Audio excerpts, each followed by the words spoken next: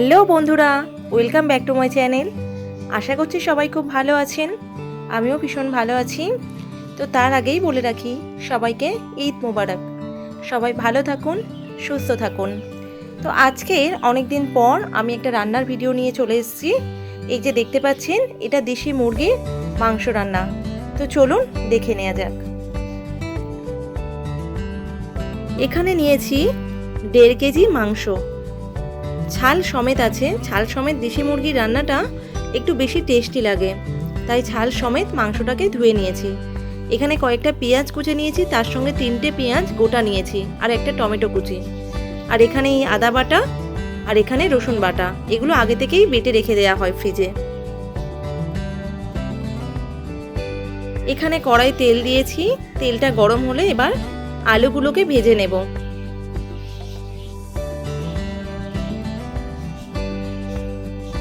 আলুগুলো অল্প ভাজার পরে তেলের মধ্যে একটু হলুদ গুঁড়ো দিয়ে দিলাম।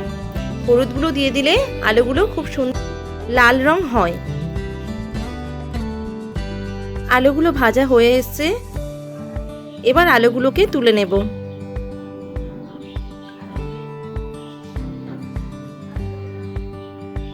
এবার এটাতে দিয়ে দিলাম 1 চামচ চিনি, তারপর দিলাম গোটা মশলা, লবঙ্গ, এলাচ, দারচিনি।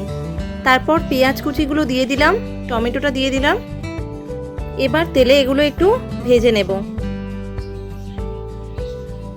তারপর একটু লবণ দিয়ে দিলাম 1 চামচ মতো।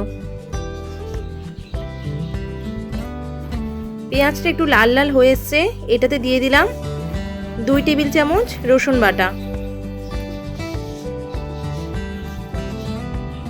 এবার দিলাম 2 টেবিল চামচ আদা বাটা। আর এখানে দেখতেই পাচ্ছেন 3টে পেঁয়াজ বড় আছে, যেগুলো কোচানো হয়নি। এর কারণ গোটা পেঁয়াজ দিয়ে রান্না করলে রান্নাটা টেস্টি হয়। তো আমার মা সেই জন্য খুব ভালোবাসে, পছন্দ করে এই রান্নাটা খেতে, ওই জন্য কয়েকটা পেঁয়াজ গোটা রেখে দেয় আর কয়েকটা কুচিয়ে দেয়। এবার দিয়ে দিলাম 2 টেবিল চামচ হলুদ গুঁড়ো। তারপর দিলাম 2 টেবিল চামচ লঙ্কার গুঁড়ো। দিয়ে মশলাটাকে আবার কিছুক্ষণ কষিয়ে নিলাম।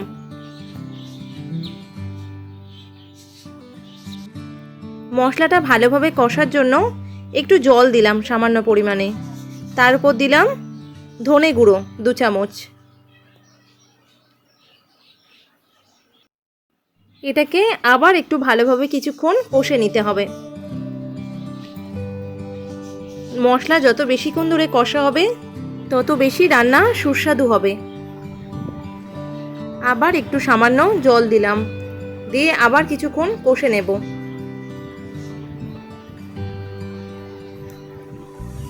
মশলাটা মোটামুটি ভালোভাবে কষা হয়ে এসছে। এবার এটাতে মাংসের টুকরোগুলো দিয়ে দেব।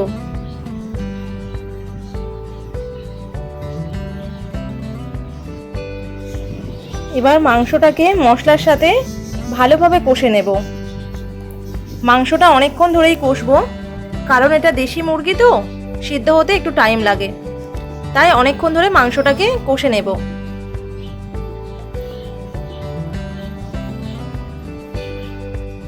এবার এটাতে দিয়ে দিচ্ছি 2 টেবিল চামচ লবণ।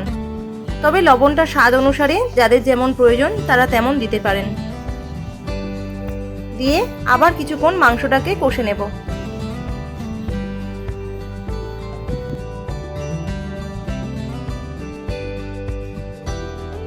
মাংসটা অনেকক্ষণ কষে নিয়েছি, দেখতেই পাচ্ছেন পেঁয়াজগুলো এখনো গোটা আছে, কিন্তু ভিতরগুলো সেদ্ধ হয়ে গেছে। এই পেঁয়াজগুলো খুব সুন্দর খেতে লাগে, কিন্তু মাংসটা যখন প্রেসারে দেব পেঁয়াজগুলো গলে যাবে। কুকারে অল্প করে জল নিয়েছি, নিয়ে তার উপর কষা মাংসটা দিয়ে দিচ্ছি।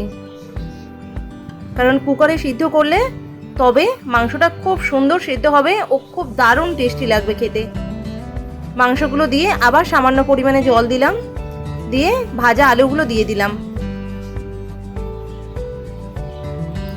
দিয়ে সামান্য পরিমাণে জল দিয়ে এবার এটাকে ঢেকে দেব।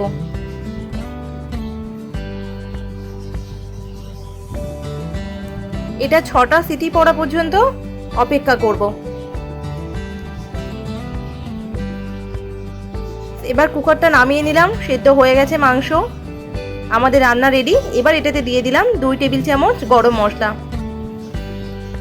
দিয়ে তরকারিটা একটু ভালোভাবে নেড়ে নিলাম।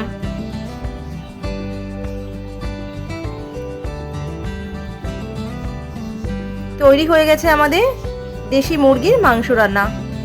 তো বন্ধুরা, আমার এই রান্না যদি আপনাদের পছন্দ হয়ে থাকে তাহলে প্লিজ আমার চ্যানেলটি সাবস্ক্রাইব করবেন, লাইক করবেন, শেয়ার করবেন আর কমেন্ট করে অবশ্যই জানাবেন রান্নাটি কেমন হয়েছে।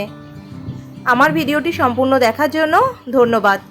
ভালো থাকবেন, সুস্থ থাকবেন।